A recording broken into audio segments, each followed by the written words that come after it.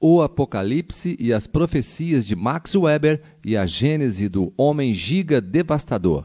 Max Weber profetizou e lamentou um quadro aterrador.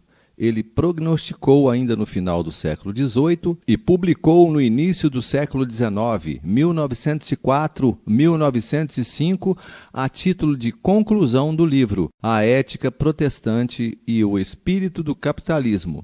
Naquela época, o tal quadro aterrador já vinha afetando monstruosamente tanto o estilo de vida de cada indivíduo como a humanidade e também as condições de vida no planeta. Ou seja, catástrofes causadas pela formação da ordem econômica e técnica ligada à produção em série da máquina. Formação essa determinada pela ética protestante e o espírito do capitalismo, que atua no sentido de determinar a exaustão das reservas naturais do planeta.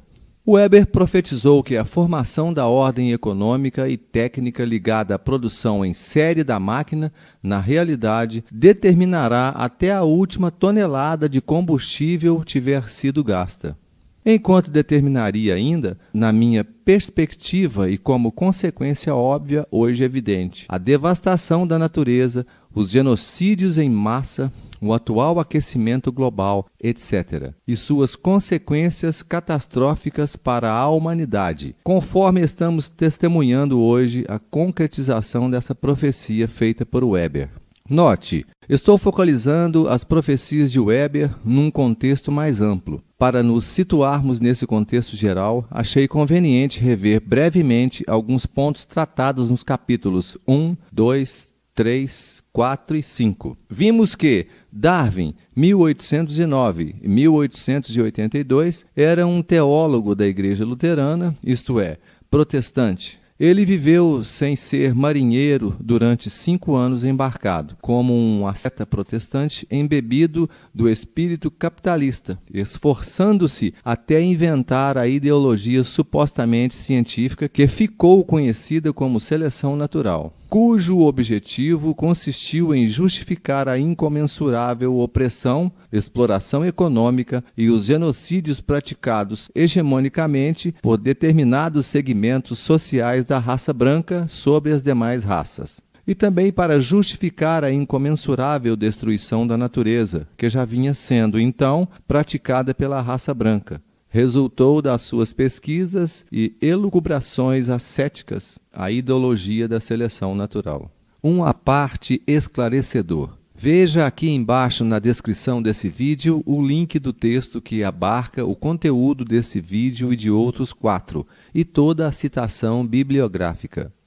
Vimos ainda que a supremacia destrutiva que pareceu ser própria da raça branca não foi resultante de nenhuma seleção natural, mas sim cultura. Isto é, foi resultante da singular ética protestante e do respectivo espírito do capitalismo, a incomensurável supremacia destrutiva, executada pela raça branca, nunca existiu em parte alguma. Assim também, Weber demonstrou que o tipo de capitalismo orientado por uma gama de significados próprios da ética protestante que se desenvolveu no Ocidente a partir da raça branca, nunca existiu em parte alguma. Nessa direção, Weber diz: com o advento do grande comércio, a empresa capitalista e o empreendimento capitalista, não só como empreendedores ocasionais, mas também como empresas duradouras, existiram de longa data e em toda parte. Agora, contudo, o Ocidente desenvolveu uma gama de significados do capitalismo e o que lhe dá consistência, tipos, formas e direções que antes nunca existiu em parte alguma. No mesmo sentido, Weber acrescenta: o Ocidente, todavia, ao lado desse, veio a conhecer na era moderna um tipo completamente diverso e nunca antes encontrado de capitalismo.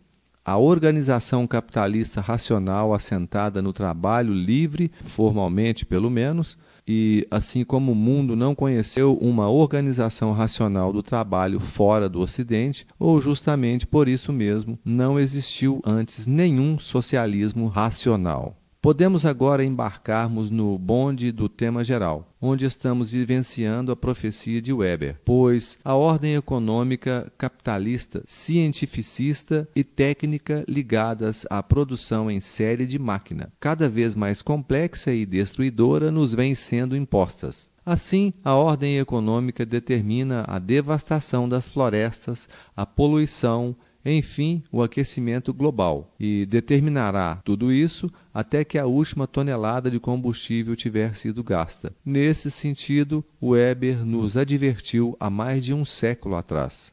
O puritano queria tornar-se um profissional e todos tiveram que segui-lo, pois quando o ascetismo foi levado para fora dos mosteiros e transferido para a vida profissional, passando a influenciar a moralidade secular, fê-lo contribuindo poderosamente para a formação da moderna ordem econômica e técnica ligada à produção em série da máquina, que atualmente determina de maneira violenta o estilo de vida de todo indivíduo nascido sob esse sistema, e não apenas daqueles diretamente atingidos pela aquisição econômica, e, quem sabe, o determinará até que a última tonelada de combustível tiver sido gasta.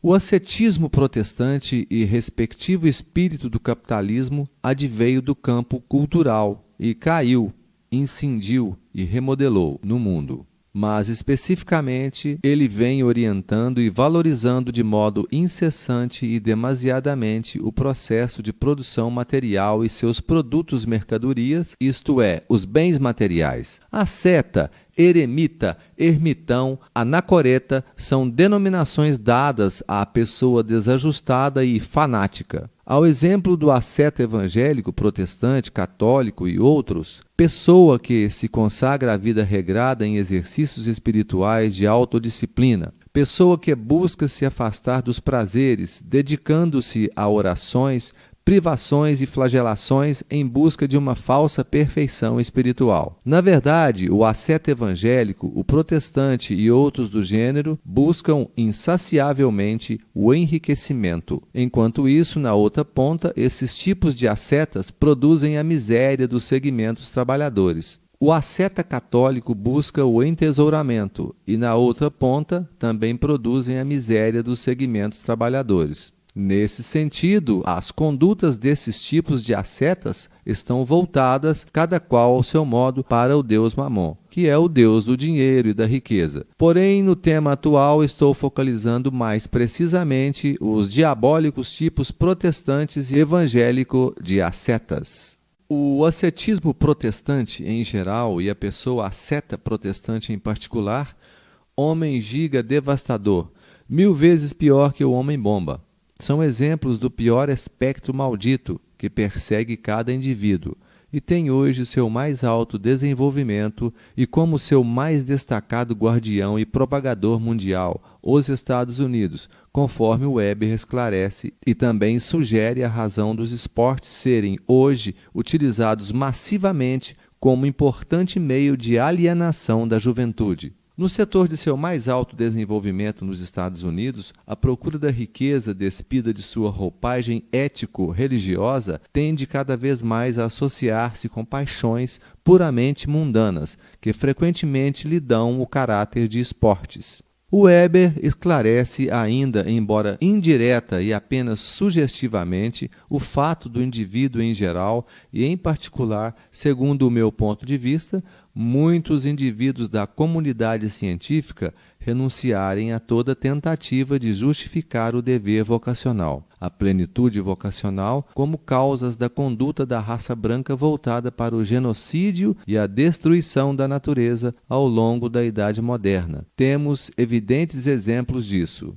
O dever vocacional, como um fantasma, rondava a cabeça de Darwin e continua rondando as dos seguidores atuais, igualmente racistas, pois elaboram conhecimentos caracterizados pelos mais baixos valores culturais e humanos, e são pressionados economicamente a valorizarem a insaciável acumulação de riquezas, em razão de valorizarem a ética protestante ou o espírito do capitalismo. Já despido de sua roupagem ético-religiosa, Darwin se sentiu muito familiarizado e seus sucessores também se sentem muito familiarizados com tais valores e respectiva prática. Em razão dessa familiaridade e hábito, nem Darwin nem seus sucessores procuram justificar, avaliar ou criticar a crença religiosa no dever vocacional. Cada um deles apenas procuram dissimular essa crença através de racionalizações falseadas. Vejamos Weber. A crença religiosa no dever vocacional, como um fantasma, ronda em torno de nossas cabeças, onde a plenitude vocacional não pode ser relacionada diretamente aos mais elevados valores culturais, ou onde, ao contrário, ela também deve ser sentida como uma pressão econômica. O indivíduo renuncia a toda tentativa de justificá-la. Se você gostou desse artigo, clique em gostei, compartilhe nas redes sociais e se inscreva no canal. Obrigado por assistir a este vídeo e aguarde a próxima palestra, que é muito interessante e esclarecedora.